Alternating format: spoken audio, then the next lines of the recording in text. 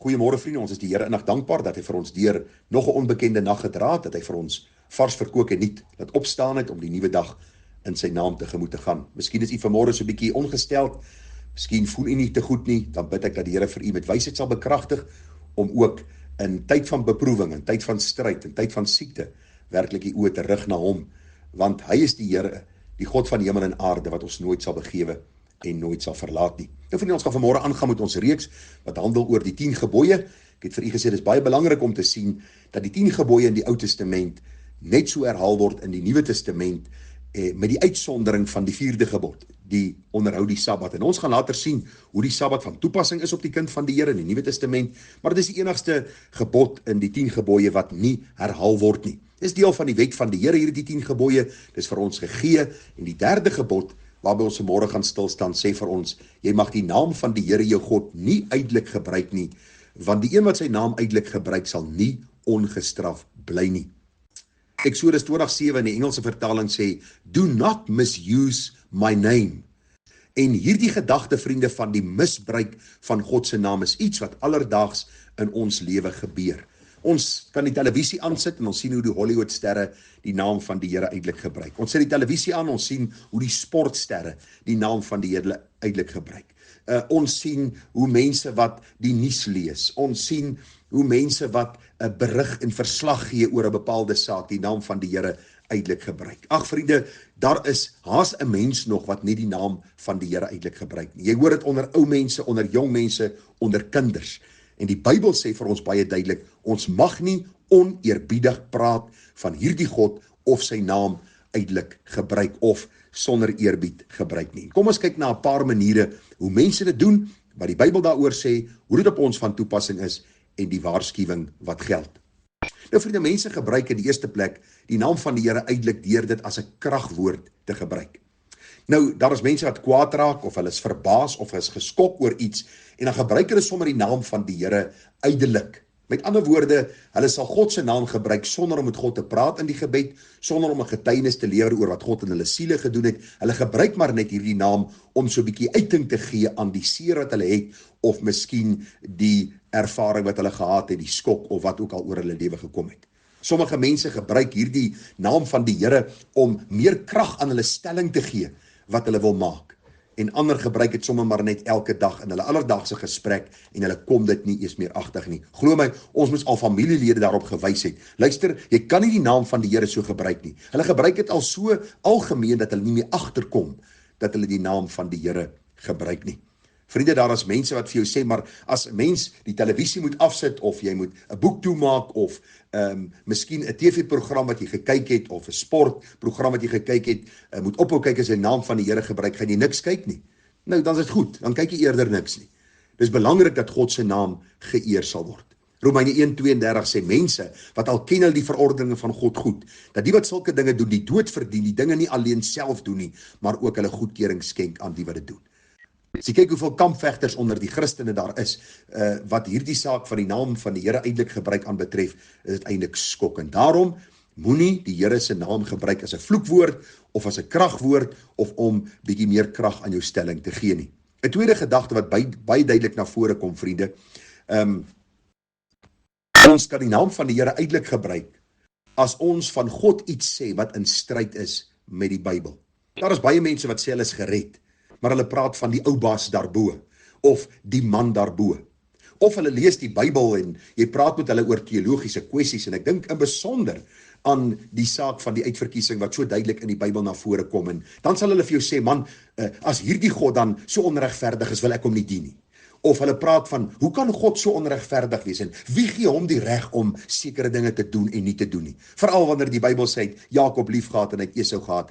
Kan nie agterkom hoe mense eintlik die naam van God uitelik gebruik? Skepsele sê vir die skepper, hy's onregverdig. Mense sê vir die heilige God, hoe kan u maak soos u maak? Wie dink u wie's u? Verduidelik u self aan my. Dis alles maniere ons God se naam uitelik kan gebruik. Vriende, ons gebruik God se naam uitelik as ons God beskuldig dat hy liefdeloos is wanneer hy dinge met mense laat gebeur wat in hulle oë sleg is.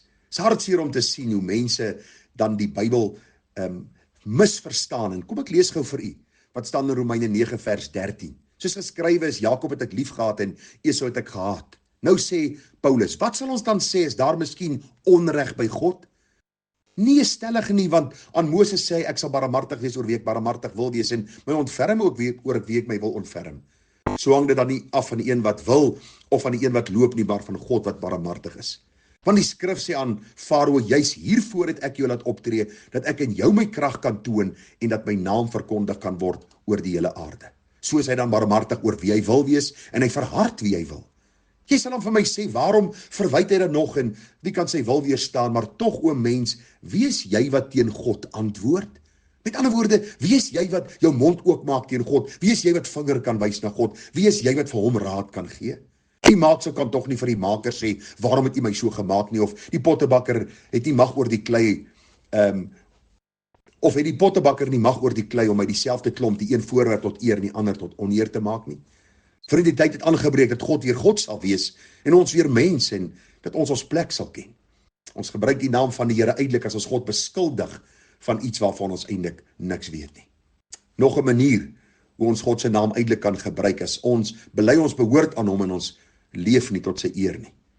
Vriende, God se naam word eintlik gebruik as ek anders leef as wat ek getuig om te wees.